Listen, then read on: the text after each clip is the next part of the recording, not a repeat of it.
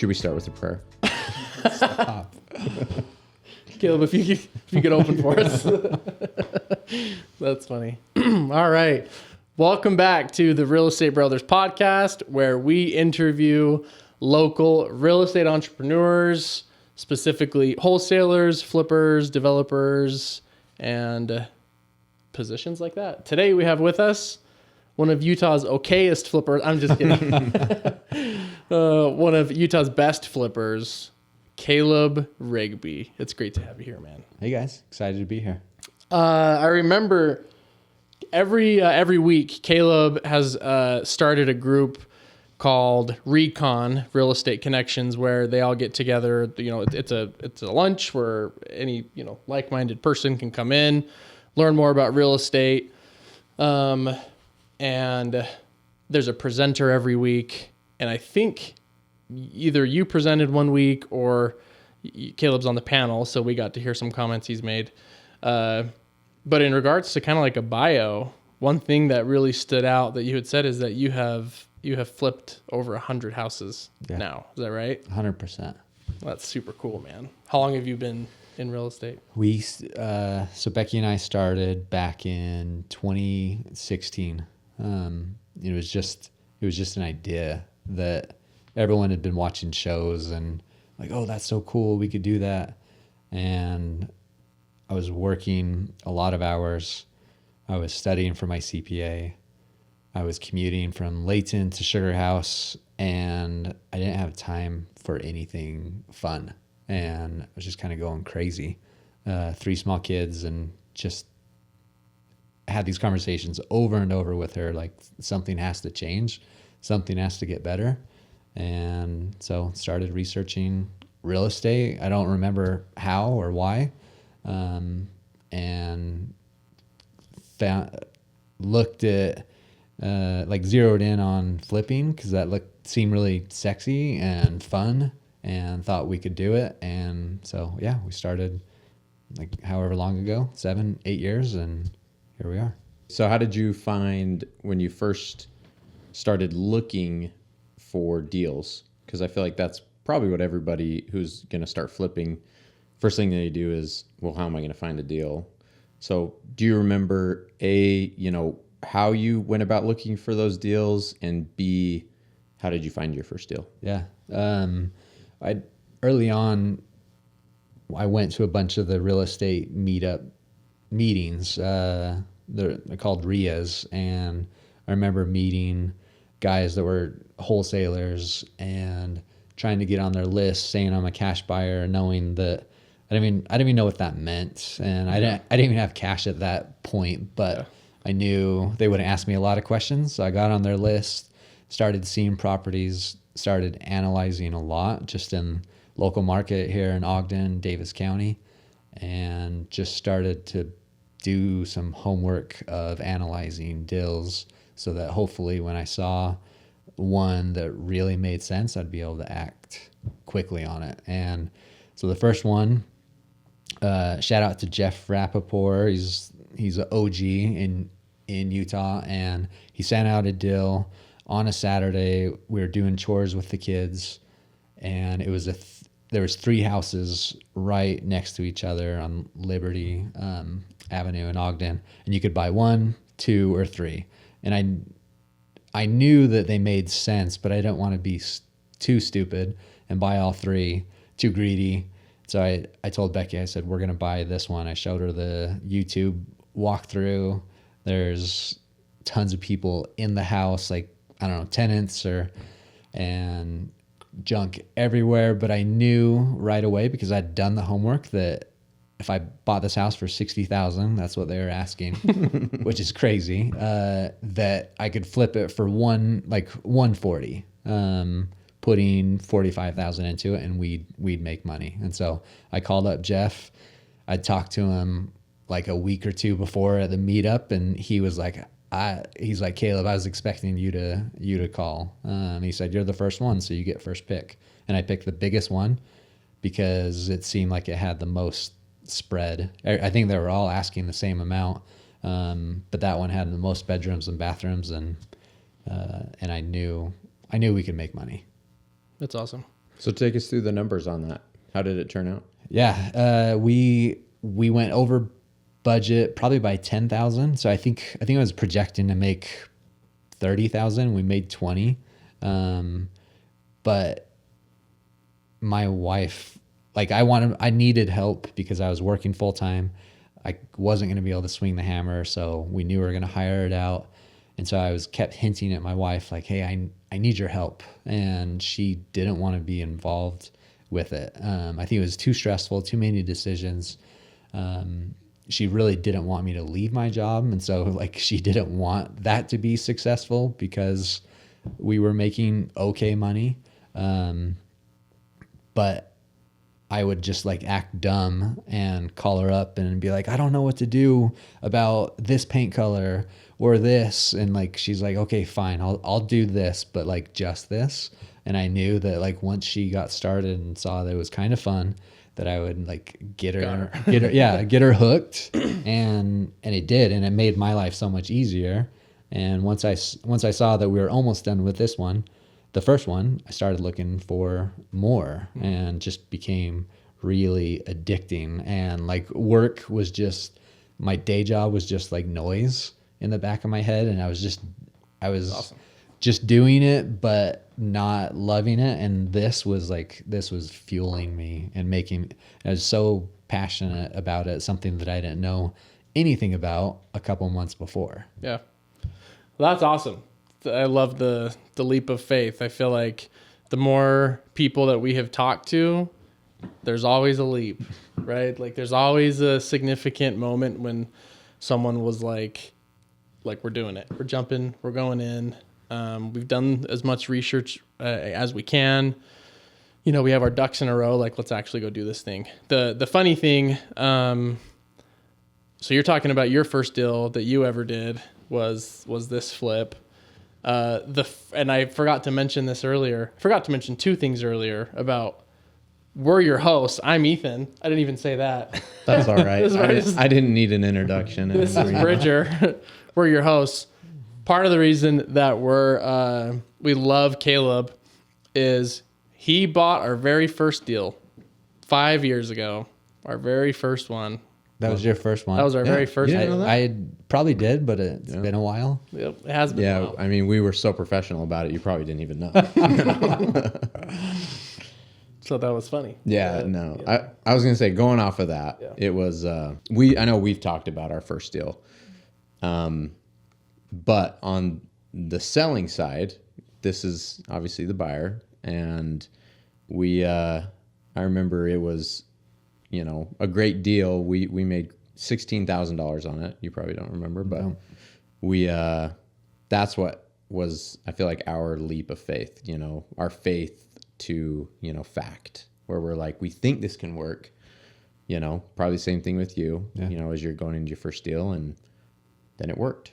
And then I feel like just like you, we've never gone back on it, and we've done plenty of deals. I feel like we've probably sold you more deals than anybody else. You guys have mentioned that I'm your favorite a few times, but like, let's just get it out here. Let's just get everyone to hear. Let's just get that out in the open. The favorite. Yeah, we've probably sold you, I don't know, probably close to 10 houses. Probably. I think. Yeah. So Caleb's he's a good one. I'm a deal junkie. Like when Bridger or Ethan calls, like I get like a little twitchy, and I'm like, I think they probably have a deal for me. And so, and Becky's over there like, who are you talking? Yeah, like to? whatever I'm doing, I drop it, and I'm like, all right, this better be good. Yeah, that's funny. Because I feel like that really quick, that first deal that we sold you, for you, it was kind of a train wreck. Yeah.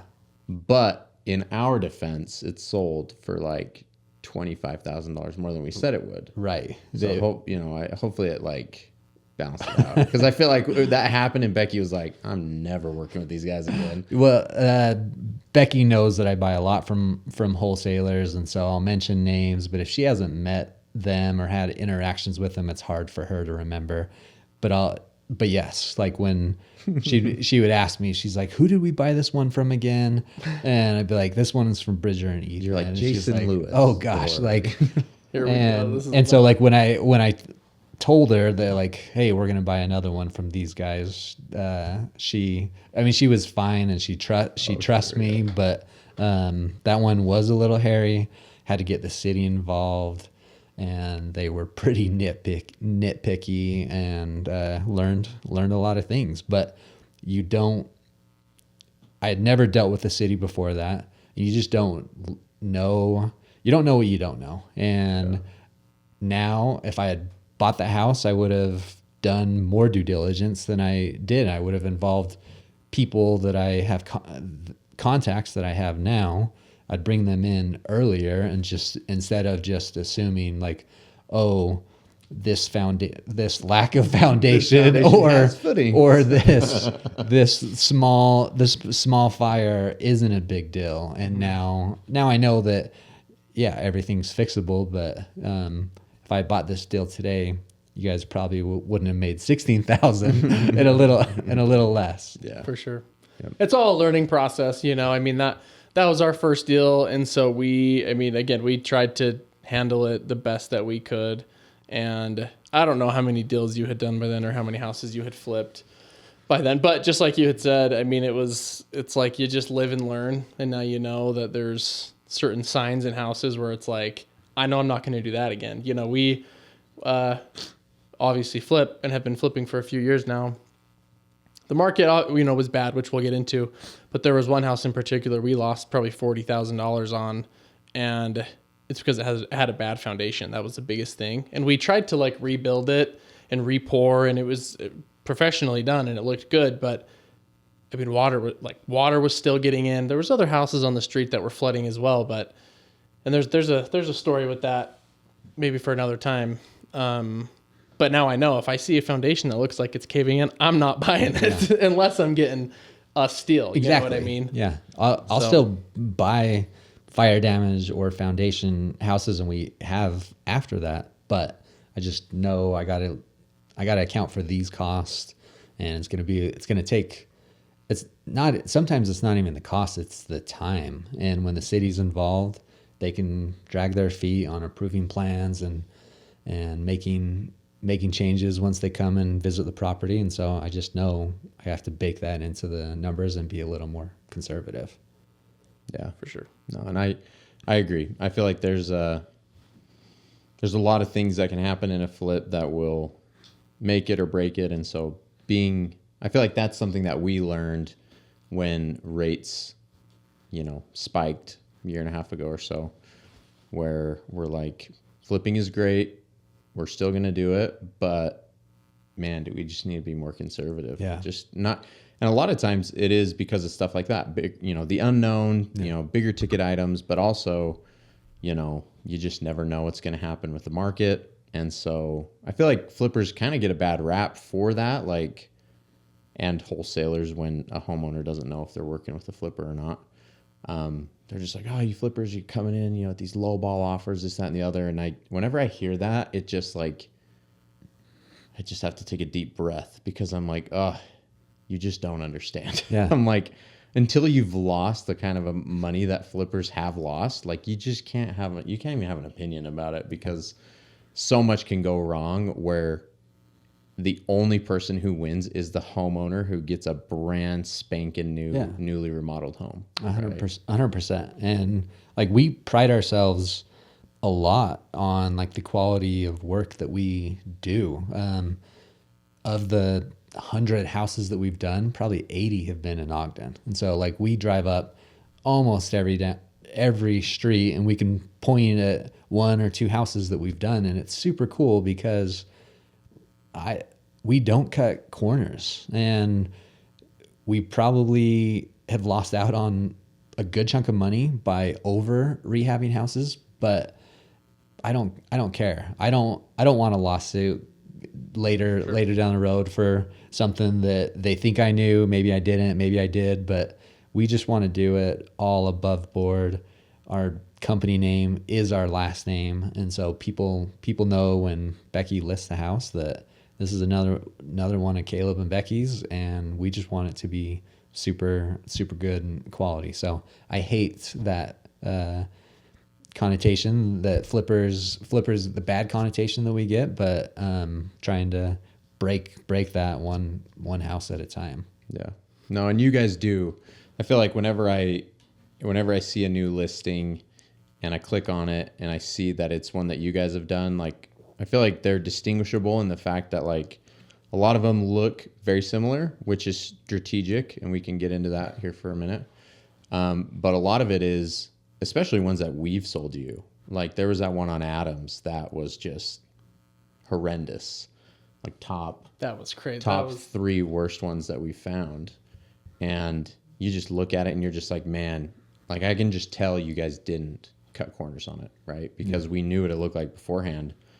And, you know, that's something, you know, that we respect about you and about, there's not very many flippers who are like that. A lot of them will look to cut the corner to make more money. Yeah.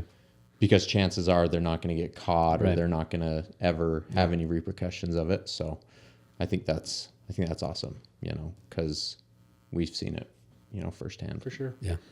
So going back really quick, when you said Jeff sent out the very first deal that you saw, so Jeff was wholesaling that property. Yeah. Yep. Correct. Yep. Do you remember how much you paid him? On an assignment fee? His assignment fee? I think it was only like $5,000. For sure. Yeah. Okay. So bought it from a wholesaler. Fast forward 100 transactions. Where are you at now with like buying from wholesalers? Do you primarily buy from wholesalers? Do you do any of your own marketing? What does that look like? Yeah. Someone asked me the other day, like, what percentage do you guys buy from wholesalers? And it's still very high, like 90% from wholesalers. I view the wholesaling business model as a totally separate thing from flipping. Flipping, you're in real estate. You're trying to create a beautiful product, but it has nothing to do with negotiation or marketing. And I've just never been good at it. And we've tried over the years, and we've been semi-successful with direct mail campaigns, or ringless voicemail was a big thing back in the day, and we got some deals from it. But I'm also know what my strengths are, and I know how much time I want to put in the business, and sometimes I can get lazy, and it's much easier to go to 5 walkthroughs a week and analyze those deals instead of pouring thousands of dollars into marketing and hiring a team and doing all that myself. And so just depending on where I am in my life, and right now I am loving buying from wholesalers. When the market is really tight, like it has been the last couple of years, it's harder to get deals from them. But I just know that they will come, and I submit as many offers as I can and try and be reasonable, and hopefully I win some enough to keep my crews busy and make us profitable. Yeah. So with, you know, kind of talking about wholesalers, what do you know what is, because this is something that we wanted to chat with you about. So my first question is, and we'll get into the second one right after, how do you feel about paying assignment fees? Because I feel like that's if you're a new wholesaler, I feel like you'd be lying if you said you didn't think about like, what is this flipper or end buyer going to think, you know, that I'm making X amount of dollars on this transaction? Are they going to be okay with it? Are they not? Like, are they going to have this weird feeling towards me afterwards? Or, you know, so what are your thoughts on that?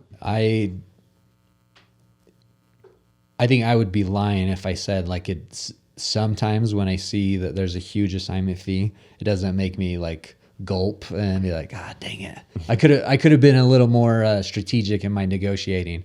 But honestly, I have my generic formula for how much I'm looking to profit on a house depending on how big the remodel is and what I can sell it for. And so if I can hit those metrics, then I'm happy. And I've paid some fat assignment fees, but I'm okay with it because they're they've done a lot of work that I wasn't willing to do. So it doesn't bother me. And for me, there's no need to double close because I'm good with what I'm supposed to make. And congratulations on negotiating it super deeply and putting in the time to find that lead and follow it through. Sure. So what I was going to say afterwards is, what has been the biggest assignment fee you've paid? I think I can't remember exactly, but I don't think I've paid a 6-figure one, but I think there was an $80,000 one a couple years ago, and I know I've paid you guys some big ones too. But honestly, I'm always happy because what it means is my business model is mostly buying from wholesalers. It means that circle of life is going to should continue. And if I'm a good buyer, if I'm honest, then if a deal comes up that's a little hairy and maybe doesn't get blasted out to everyone on the buyer's list, I might get a call from a wholesaler and say, "Hey, Caleb, I need you to come look at this one. It's a different situation. I'm not going to be able to get a walkthrough. So come take a look and let me know." And that's happened a few times. And I think that just comes from doing what I say I'm going to do. So when I put hard earnest money on a deal, I actually follow through and buy the house. Even if I do some more due diligence, I'm like, crap, I'm not going to make 35. I'll be lucky if I make 15 or whatever. So that just takes time, just networking and doing what you say you're going to do goes a long way. For sure. One thing I just wanted to mention was double closing. If anyone's listening and isn't aware of what that is essentially where you buy a property in the morning, I guess you could say, and then you basically resell it. Sometimes if title companies are good enough, they'll just resell it right after, 5 minutes later. It's basically just back-to-back transactions where if a wholesaler, we've had some big, wholesale fees that have been, over $200,000 or so.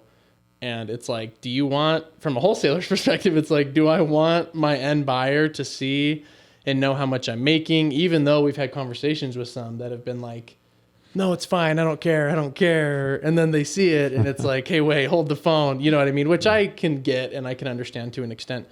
But double closing would be, if we had a property under contract, we would have to go out and essentially find a lender to basically fund it. We'll purchase it. And then like an hour later, we would turn around and sell it to Caleb or something like that. Yeah. That's essentially how it's done. I guess along those lines, what one thing that you always talk about and one thing that you always do, there's a handful of like big hard money lenders. We had Matt Strong on last. We borrow from Matt. A ton of people borrow from Matt. Whenever we talk to you about private money, I know there's a company I think in Arizona you use, but then you also borrow and pull from tons of family and friends. Yeah. So talk about that, talk about your investor relations, whether it's like for, raising for purchase price, raising for rehab. How does that all look for you? When we started, I wanted to prove to myself that we could do it by ourselves. So that I knew we could do it. And then B, I didn't feel comfortable. I knew I wanted to borrow money from people as I scaled, but I didn't want to do it at first because I just didn't know. I didn't know if I could do it. And the thought of losing someone else's hard-earned money made me sick to my stomach. Just not something that I could live with. And I didn't have a ton of capital when we started to repay people. So I needed to build it up and prove that we could do it before we started. But yeah, when we started, it was we probably did 10 houses in that first year and a half. And then we joined a investor mastermind. It's called Seven Figure Flipping. And we would go to these conferences and everyone doing many, many more deals than we were. And they were just talking about how easy it was to raise money. Just tell everyone what you do. And people that want to be in real estate, you'll be surprised that your friends and family actually have money that they're willing to lend, but they don't want to get their hands dirty and do the work. And so coming back from those, we'd put out some, I'm sure, like pretty cringy Facebook posts like, hey, we just did this deal and we made this person $5,000. And if you're interested in being a lender with us, or having a conversation, then text me or send me a message and we'll connect. And so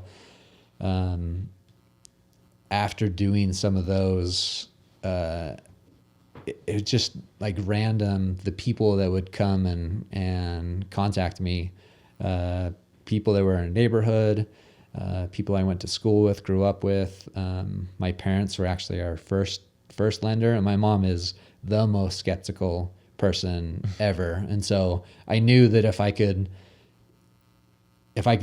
show her that, like, hey, this is real and we've done this many, and now we borrowed from her home equity line of credit, so it wasn't any money that they were using, but I said, hey, I can make you an extra $10,000 to $15,000 a year for not doing anything.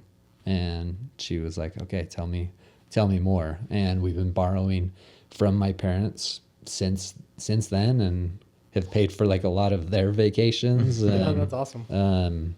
And so, yeah, it's just telling people what you do. And I think there's like investors in two buckets. There's sophisticated people that are actively in the stock market or they're in real estate themselves, or you have people that have money, but they keep it in Wells Fargo and just their checking account, and they're making nothing. They just don't know any better. And it's those people that trying to help.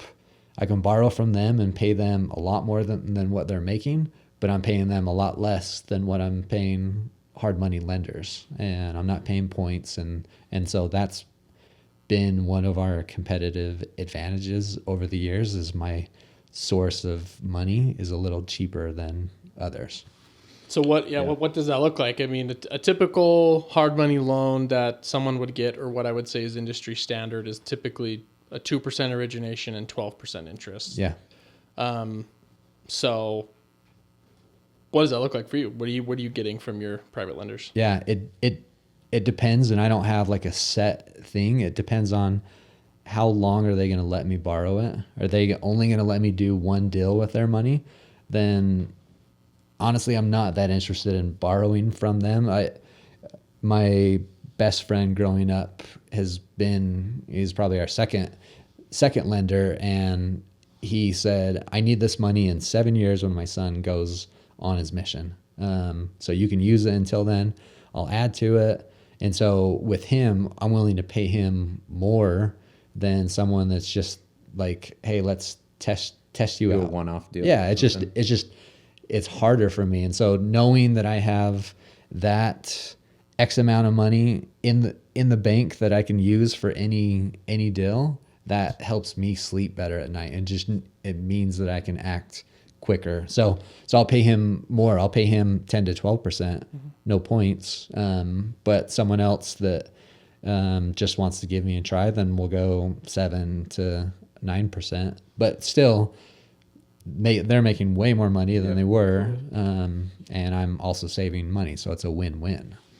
Yeah. No, I think that's awesome. That's something that I feel like when we first got started flipping and wholesaling, we didn't realize how much of a factor the cost of money has for flippers. Because I feel like you hear that, I got cheap money, or my money's expensive. And I remember first time I heard that, I was just like sitting there like, yeah, no, for sure. That's crazy. And I'm like, what does that mean?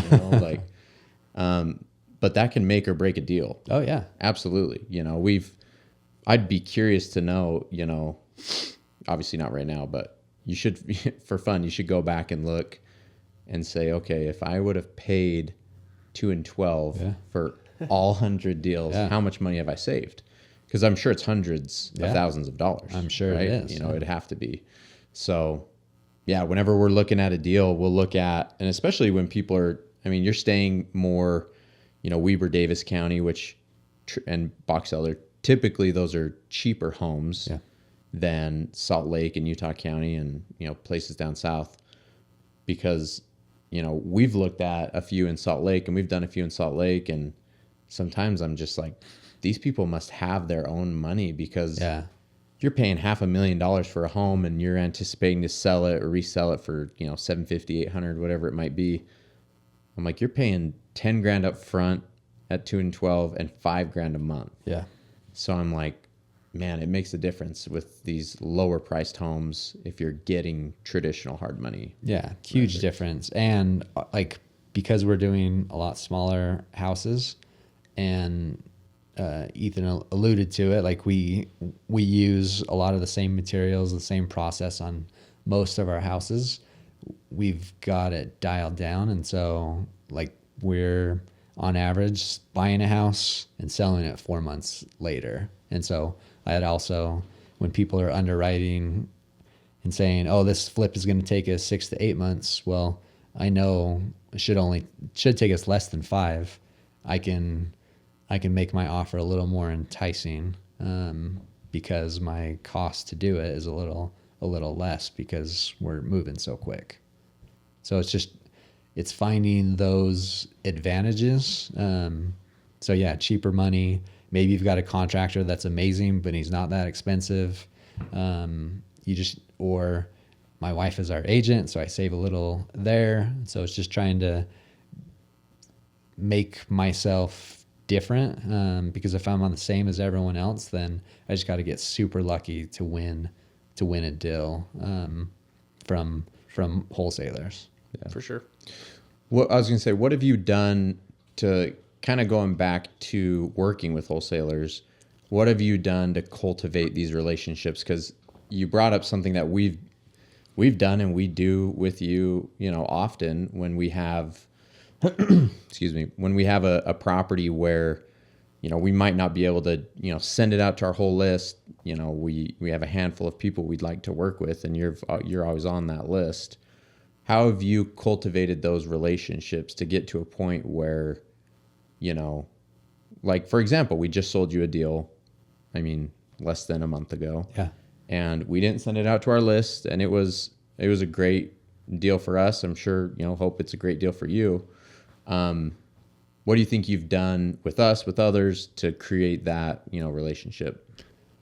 I think, I don't know, maybe you guys could answer that question, but I'll give it a stab. One thing I like to do is give feedback quickly. So when a wholesaler reaches out and says, "Hey, I've got this deal in Ogden. What do you think? What do you think about it?" I want to get back to them within an hour. I want them to feel like their time is important, and whatever deal they've sent me is important, and I'm interested. And so I want to quickly analyze it and look and see. And I know, Bridger, I know we've had lots of conversations on deals that you've sent me, or you said, "Hey, we sent this out, but I haven't heard from you.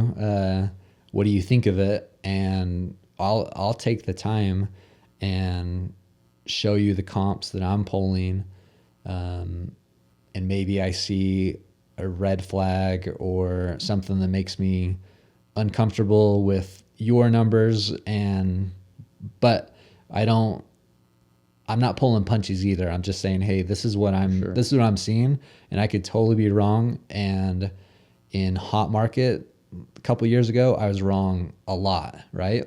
Prices went bananas and I missed out on lots of money because I was too conservative.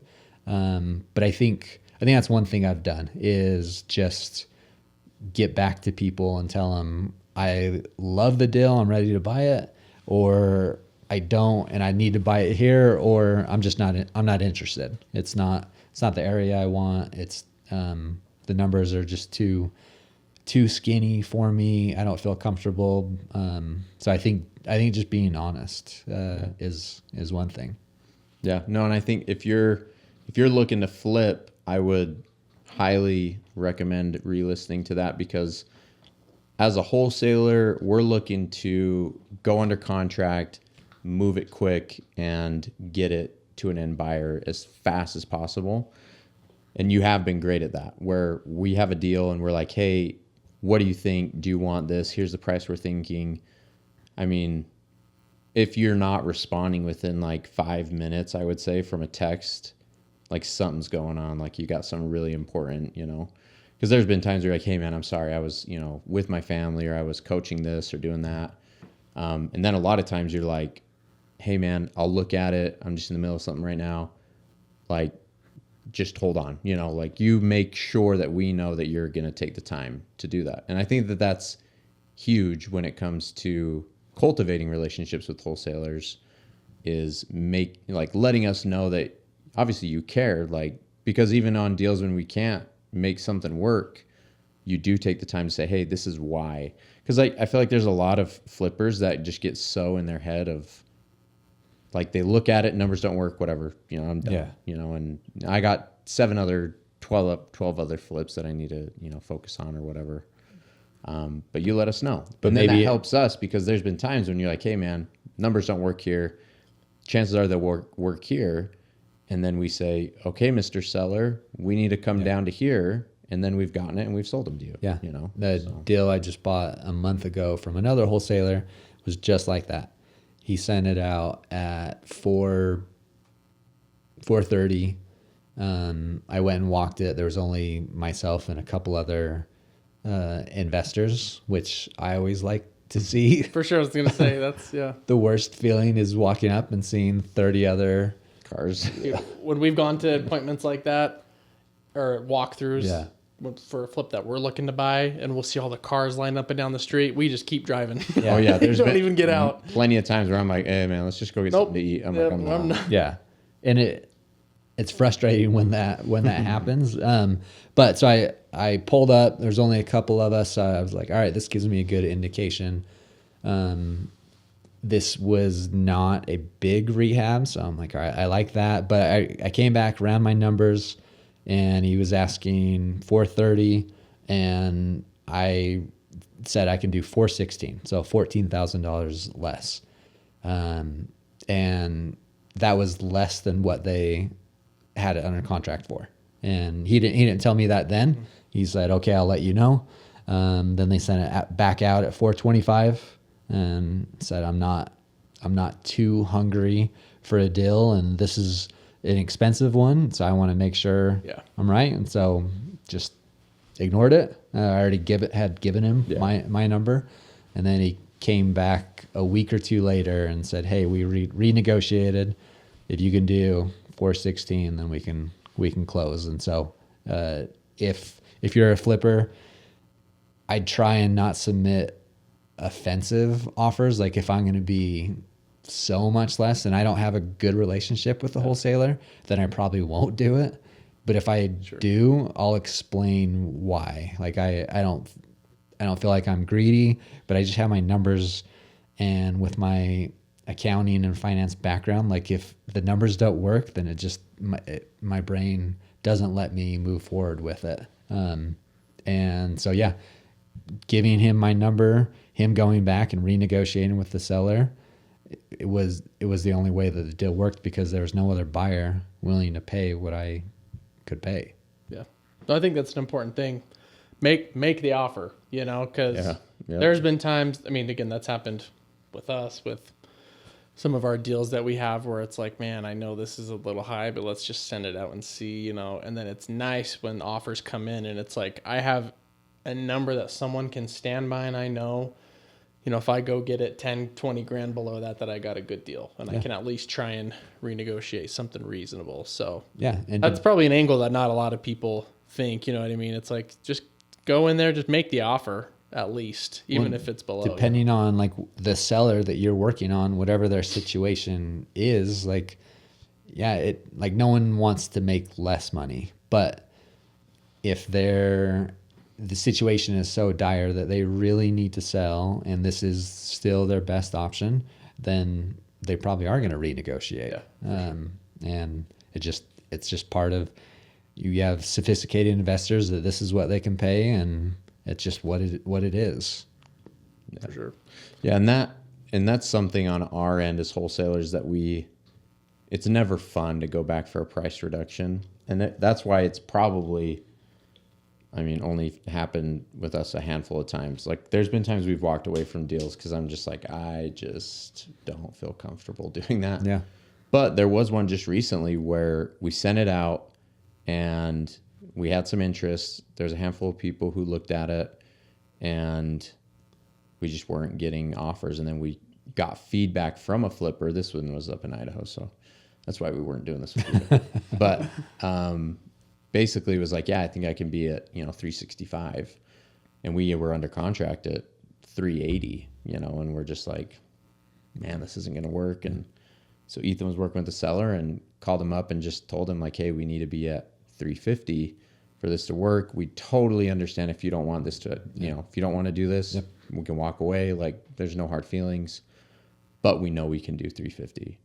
And surprisingly, he was like, yeah, like, let's do it, and because he originally was thinking, between 350 and 400 and landed at 380. And now we're, getting a deal done. So that happens, and it's always nice to have a flipper who has seen it, who has given you like a hard offer. Like, I can stand by that. Yeah. So, I think that there's a lot that people can learn just by interacting with flippers, with wholesalers, like, and vice versa. If you're a flipper with wholesalers and back and forth, I feel like that's helped us before we started flipping, how to understand how, your brain works as a flipper. Yeah. And I think that you're one of the only flippers that I know that is like, I feel like you're probably 99% logical and maybe like 1% emotional. Yeah. Because I'm like, you can't be 100% on either or, right? But there are times when we'll see a deal and we're like, man, this would be a fun flip. This would be a cool flip. Yeah. And then we're just like, ugh, do the numbers work? Like, literally just today we went and walked on, and numbers. Where was it? What's the address? Who was the wholesaler? Who's the wholesaler? Give me his number. They're asking 280 and ARV's 400. And we're like, okay, let's be conservative. 390 to 395 is where it could very easily end or land on, right? And we're just like, those numbers are just tight. They just, and then we were talking and we're just like, let's just make an offer. Like, worst they can do is say no. Yeah. There was only a couple people at the walkthrough. I didn't see you, so that's a good sign. That's always good. But yeah, and that's just the way it goes. Sometimes you get them, sometimes you don't. And we'll see. Okay. We'll make an offer later today. Cool. But yeah, no, I think that's something that a lot of people need to really understand. For sure. So you typically listen to podcasts for entertainment. They want to learn something. You've taught us a lot of awesome things today. If someone is listening to this, because we'll talk to a lot of people, or we'll get messages, and they'll be like, I want to do my first wholesale, or I want to do my first flip. I don't know where I'd find the money. I don't know where I'd find the contractors. Whatever it is. What are some pieces of information you wish someone told you back in 2016, before you were first starting, and in regards to flipping specifically? What are some tips that you'd pass on to someone who wants to get started today? I would say if you want to start flipping and you're not inherently handy, which I am not, I knew I had to hire it out for two reasons. I'm not handy. Probably three. I'm not handy. I didn't have the time, and I was working full time. It just wouldn't happen. If I was going to do the work, never would have happened. So if you're handy, fantastic. That is your competitive advantage. If you're not handy, find a good set of contractors. Get recommendations from other flippers. look on classified and find people, like get bids from people, see who actually shows up, because a good contractor can make or break your business. I know you guys have had some not fun experiences with contractors, and I have too. So if you're flipping specifically, find a good set of contractors. For me, we've gone through a couple, and we do it differently than a lot of people, where we don't subcontract out a lot of stuff. Our guy and his crew, they kind of do everything. And so it makes it so it's easier managing, but we probably pay a little bit more. But that way we can also do a few more houses at a time than if we were subbing everything out and me or my wife were in charge and having to be at the job site all the time. So yeah, I wish I knew how important a good solid contractor was back when I started. So let's jump into a few things, a few questions we like to ask every episode we do. And we'll start with just this first question. What's the best deal you've done, and what made it the best? What were the numbers on it? How'd you find it? Things like that. Yeah, the one that comes to mind is just the one that we made the most money on, and it was back in 2020. Oh, gotta love it. And we didn't even flip it. It was a wholesale. So we bought it for $400,000 down in Sandy.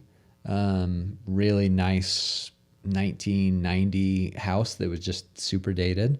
The family needed to move to Florida, and so we bought it, let them stay a few extra weeks.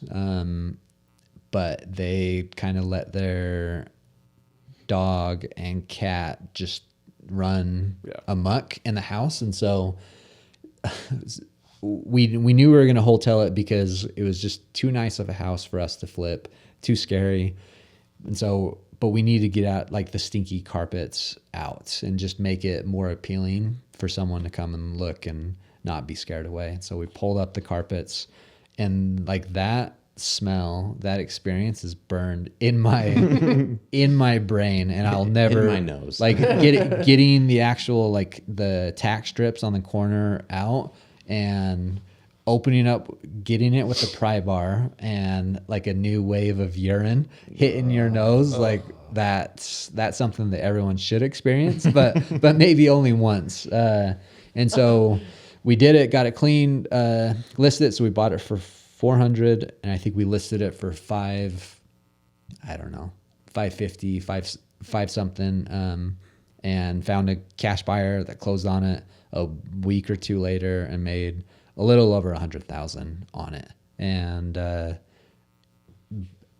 that point in our journey, our flipping journey, we had never made anything like that. And so it was mind-boggling that we got that one from a ringless voicemail. And awesome. From Becky sending it out, and she hated doing that. So when I would have her record one, she would I would have to take her to dinner. I'd have to do certain things to make up for it because she hated it so much. But I think we got 4 or 5 deals from it, and so made hundreds of thousands of dollars from Becky's voice and going and meeting with sellers. So that one was awesome. And honestly, we helped the family out and got them what they were asking. Yeah. There was like no negotiation. Yeah. It was going and meeting with them, forming that relationship, and asking them like, what do you need, and what they needed, and what I could pick it up, like what I was willing to pay were eerily similar. And so it was a win-win. Yeah. That's always nice when that happens, because I feel like a lot of people have this, like, kind of going back to that connotation of like, flippers having a bad rap. There's almost never a situation where a seller is like, I'm feeling like I'm being wronged or something in this situation. Because I would say 9.5 times out of 10, we're like, what do you need to sell this for? What would you like to sell this for? And they're the ones who give us the price, and we just move forward with that. And a lot of times, to your credit, there's there's not a whole lot of people who will let a family stay in the property after you've closed, after you've given them all their money from the sale. So I'm sure that really helped them out. Yeah. You know, so. Well, and on top of that, it was just a hotel, Right. right? Like that's also Was it what's just super carpet cool. or? But yeah, so let me just quickly finish the story. So that was at like the very beginning of COVID. So that was another factor in the decision, was like, oh no, the world's ending, and so what's going to happen with real estate? So we got to offload anything expensive. That was by far our most expensive. So we sold it to this cash buyer. It took them a really long time. Like I favorited the house on Redfin so I could see when it listed again. And it wasn't until like a year later. So he bought it for $550, $530 something. Listed it, sold it for 1.1. No way. And they did a good remodel. Wow. And probably a couple $100,000, but like he walked away with like 300,000. And so Wow. like sometimes I wake up at night in a cold sweat, and Yeah. I think about that house. But it's where we were. We weren't ready for something like that. Yeah. And you live and you learn. Yeah, one of our biggest deals, we I was got just we got thinking under about contract for like 420 something, or low 410 or whatever it was. We assigned it for 665, and then that buyer ended up, they got it all demoed, engineered plans. They said, hey, we don't want to do this anymore. Will you send it back out? And he sat also- on it for like Yeah. 6 months. This was in July, and he reached back out to us like 2 months ago. So he just sat on it for 6 to 8 months. Yeah, and he's like, does that first fee would cover this? Sure, whatever. I mean, anyways, but we sent it back out and it sold for 800,000, and I think he made like 60 or 70, for what he was all in at. Crazy. And it was crazy. It's like, dang. I mean, we got the, like, we could have. You could have done And that. the Yeah, comps, and- and the yeah. comps Yeah. have gone up from, what we were thinking at the time was, 1.2, 1.3, and it's 1.5 all day long. Yeah, it's like that was. So we had this $1 guy's million thinking, I'm in going to work. buy, an $800,000 home, put 2 or 3 into it, Yeah. and make, $200K. Yeah. So Awesome. It's crazy. yeah. Those deals are unicorns for sure. Bring them on. Yeah. So what's the worst deal you've done? So end of 2022, not even like one specific deal, because honestly they all mushed together, but we lost money on I think 6 or 7 straight flips that we bought in the middle of 2022 when Becky told me not to buy them. Like she wasn't like, I don't think you should buy them. She said, don't buy them. And To clarify. she said the only reason that you're winning these deals, like that you have the winning offer, is because everyone else knows what's coming, and you don't. And I said no. I said they're too chicken, and like they don't have the cojones that I do, and so like let me cook. And This guy. that was the dumbest, like, was just saying, like and then the most like- arrogant thing I've ever done, and it came back to bite me, and we lost 30, 40, 50, 60,000 on like consecutive deals, and it was so gut wrenching. Like the money aspect is one thing, and I wouldn't even say that was the most painful thing. It was the like emotional aspect that I'd been a like good flipper up until then, and I'd been benefiting from the market a lot, and the market turned so quickly that in my head I wasn't a good flipper anymore, and like I was going through like an identity crisis, and I'm like, who am I? Like, am I gonna have to go back and get a job? Am I have to go? I didn't know, and it was a dark time, and I hated it. But we just decided, for better or for worse, we're going to turn the page. So we're going to sell all of them. I'm not going to keep any as rentals. I didn't want to put that much cash into them and not cash flow still. And so we just said, let's sell them for a loss.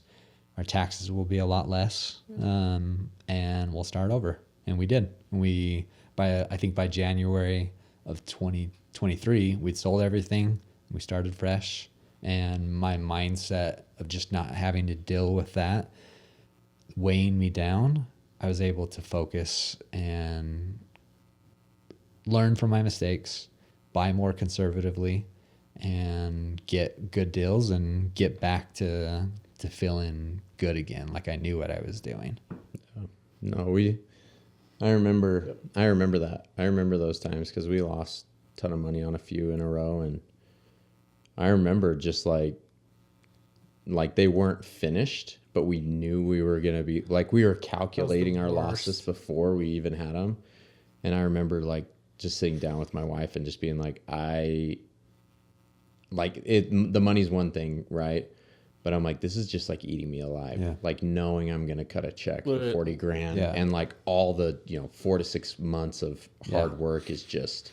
That was the worst time of my life. Yeah. Yeah. Well, and you're second guessing everything. You're like, do I hold it?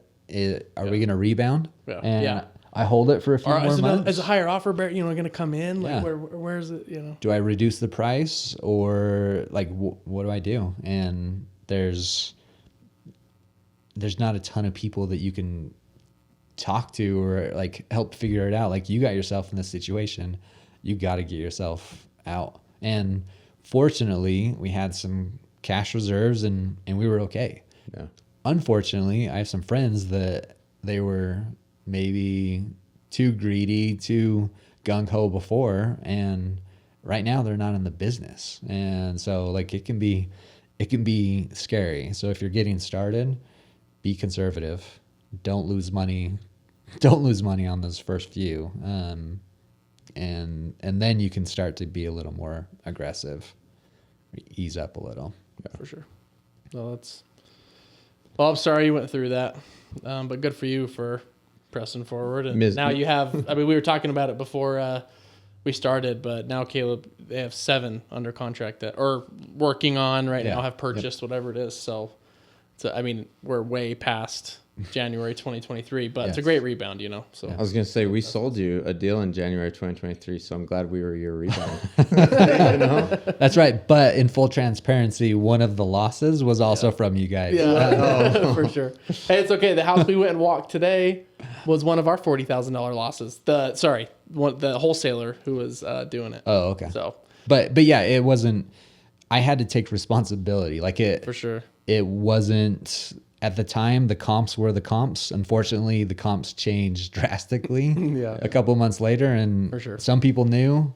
Becky, I guess, knew, but fortune teller. That one, But so many of us didn't, and it's just when the years are good, they're great, and now I feel like we're in a much more stable market, but it's not bananas like it was, and you just go with it and remember it's a pretty freaking awesome job, and the flexibility is amazing. 100%. So always listen to your wife. Yes, that's really comes that's the moral of the podcast. Hey, she doesn't leave. If this episode has a title, put that. I will. To wrap it up here, what are a few book recommendations you'd have or podcast recommendations? I listen to more podcasts. So I knew this question was going to come up. So I pulled up my iPhone 15 and look, Bigger Pockets is the first one that I ever started on. So I probably listened to 30 of those when I started before I flipped. No Limits Real Estate Investing is good. Wholesaling Inc. is really good. And then of course yours. The Real Estate Brothers. Yeah, Real Estate Bros. Yeah. It's right there. It's on the screen, Caleb. No, that's great. No, and I feel like Bigger Pockets is like the staple. I feel like we binged that before we ever got into real estate, and there's a lot of good resources out there. So that's great. 100%. I guess to kind of wrap up here, where can people get a hold of you? How can they contact you? What are your your socials, your social security number. I'm comfortable giving out my phone number. Is that Sure. fine? Yeah. Text me, call me, 801-499-7155. You can find me on Instagram. I don't know what it is, but search Caleb Rigby. I think it might be Caleb Rigby 1. But yeah, text me when you have a deal. I'm always looking for more deals. Heck yeah. That's awesome, man. That's a great way to get yourself out there. I feel like building relationships is one of the biggest things to be really successful with flipping. So we appreciate you being here. And yeah, I mean, this is pretty nostalgic, because I'm like, it's cool to see where you're at now versus where you were, and same with us, and having sold you our first deal. And anyways, it's fun. It's a long time coming. Super cool. Be sure to follow, like, subscribe, share, and all the things. Holla, holla at Caleb. Yeah. Shoot him a text. Send him a ringless voicemail. Yeah. Ignore his phone number. Come to us if you have a deal. Yeah, if you have my wife's ringless voicemail saved, send it back to me because there's a guy in our neighborhood that does that every 6 months that we accidentally sent him, and he sends it and says, "Are you still interested in buying my house?" Totally messing with her, and she dies a little inside each time. So That's so funny. That's funny. Alrighty, man. Good to have you. Till next time. Thanks, Caleb. thanks, guys. See ya.